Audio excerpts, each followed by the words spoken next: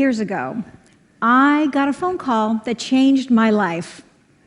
At the time, I was a cardiologist at UCLA specializing in cardiac imaging techniques. The call came from a veterinarian at the Los Angeles Zoo. An elderly female chimpanzee had woken up with a facial droop, and the veterinarians were worried that she'd had a stroke. They asked if I'd come to the zoo and image the animal's heart to look for a possible cardiac cause. Now, to be clear, North American zoos are staffed by highly qualified, board-certified veterinarians who take outstanding care of their animal patients. But occasionally, they do reach in to the human medical community, particularly for subspecialty consultation, and I was one of the lucky physicians who was invited in to help. I had a chance to rule out a stroke in this chimpanzee and make sure that this gorilla didn't have a torn aorta. Evaluate this macaw for a heart murmur. Make sure that this California sea lion's pericardium wasn't inflamed.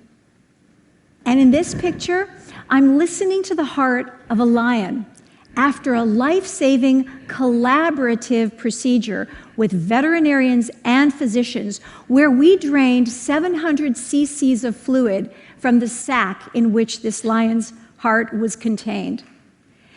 And this procedure, which I have done on many human patients, was identical, with the exception of that paw and that tail. Now, most of the time, I was working at UCLA Medical Center with physicians discussing symptoms and diagnoses and treatments for my human patients. But some of the time, I was working at the Los Angeles Zoo with veterinarians discussing symptoms and diagnoses and treatments for their animal patients. And occasionally, on the very same day, I went on rounds at UCLA Medical Center and at the Los Angeles Zoo. And here's what started coming into very clear focus for me. Physicians and veterinarians were essentially taking care of the same disorders in their animal and human patients. Congestive heart failure, brain tumors, leukemia, diabetes, arthritis, ALS, breast cancer, even psychiatric syndromes like depression, anxiety, compulsions, eating disorders, and self-injury. Now, I've got a confession to make. Even though I studied comparative physiology and evolutionary biology as an undergrad, I had even written my senior thesis on Darwinian theory. Learning about the significant overlap between the disorders of animals and humans, it came as a much-needed wake-up call for me. So I started wondering, with all of these overlaps, how was it that I had never thought to ask a veterinarian or consult the veterinary literature for insights into one of my human patients? Why had I never, nor had any of my physician friends and colleagues whom I asked, ever attended a veterinary conference? For that matter, why was any of this a surprise? I mean, look, every single physician accepts some biological connection between animals and humans. Every medication that we prescribe, or that we've taken ourselves, or we've given to our families, has first been tested on an animal. But there's something very different about giving an animal a medication or a human disease and the animal developing congestive heart failure or diabetes or breast cancer on their own. Now, maybe some of the surprise comes from the increasing separation in our world between the urban and the non-urban. You know, we hear about these city kids who think that wool grows on trees, or that, cheese comes from a plant. Well, today's human hospitals increasingly are turning into these gleaming cathedrals of technology. And this creates a psychological distance between the human patients who are being treated there and animal patients who are living in oceans and farms and jungles. But I think there's an even deeper reason. Physicians and scientists, we accept intellectually that our species, Homo sapiens, is merely one species, no more unique or special than any other. But in our hearts, we don't completely believe that. I feel it myself when I'm listening to Mozart or looking at pictures of the Mars rover on my MacBook. I feel that tug of human exceptionalism, even as I recognize the scientifically isolating cost of seeing ourselves as a superior species apart. Well, I'm trying these days. When I see a human patient now, I always ask, what do the animal doctors know about this problem that I don't know? And might I be taking better care of my human patient if I saw them as a human-animal patient? Here are a few examples of the kind of exciting connections that this kind of thinking has led me to. Fear-induced heart failure. Around the year 2000, human cardiologists discovered emotionally induced heart failure. It was described in a gambling father who had lost his life savings with a roll of the dice, in a bride who'd been left at the altar. But it turns out this new human diagnosis was neither new nor was it uniquely human. Veterinarians had been diagnosing, treating, and even preventing emotionally induced symptoms in animals ranging from monkeys to flamingos, from deer to rabbits, since the 1970s. How many human lives might have been saved if this veterinary knowledge had been put into the hands of ER docs and cardiologists? Self-injury. Some human patients harm themselves. Some pluck out patches of hair. Others actually cut themselves. Some animal patients also harm themselves. There are birds that pluck out feathers. There are stallions that repetitively bite their flanks until they bleed.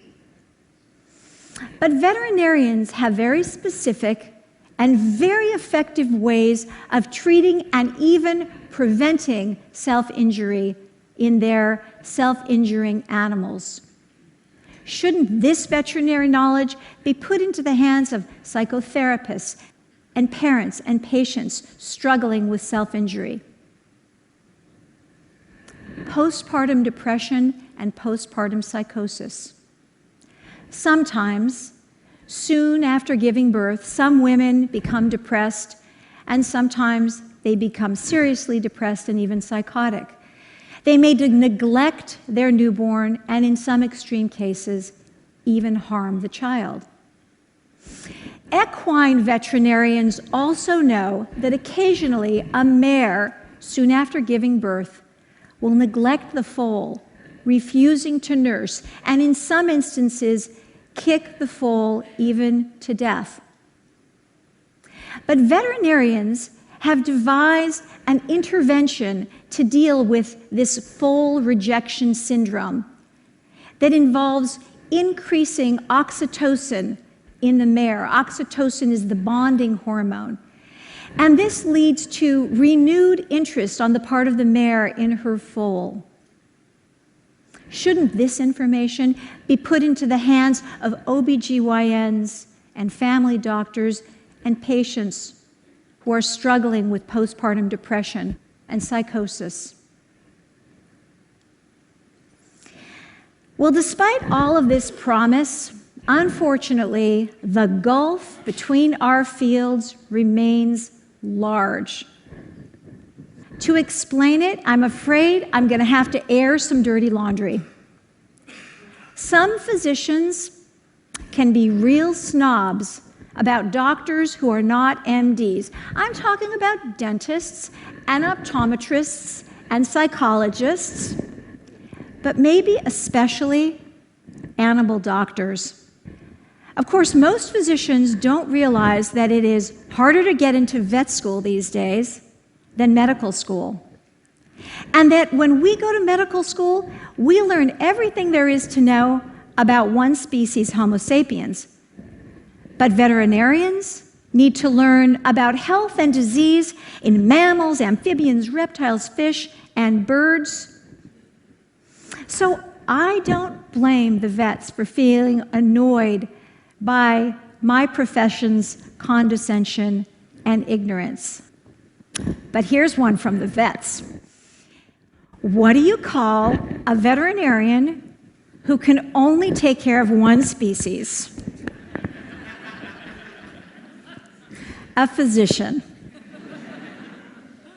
Closing the gap has become a passion for me.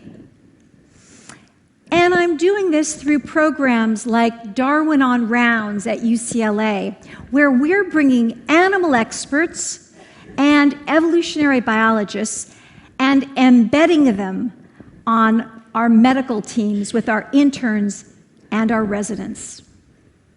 And through Zubiquity conferences, where we bring medical schools together with veterinary schools for collaborative discussions of the shared diseases and disorders of animal and human patients. At Zubiquity conferences, participants learn how treating breast cancer in a tiger can help us better treat breast cancer in a kindergarten teacher. How understanding polycystic ovaries in a Holstein cow can help us better take care of a dance instructor with painful periods. And how better understanding the treatment of separation anxiety in a high-strung Sheltie can help an anxious young child struggling with his first days of school.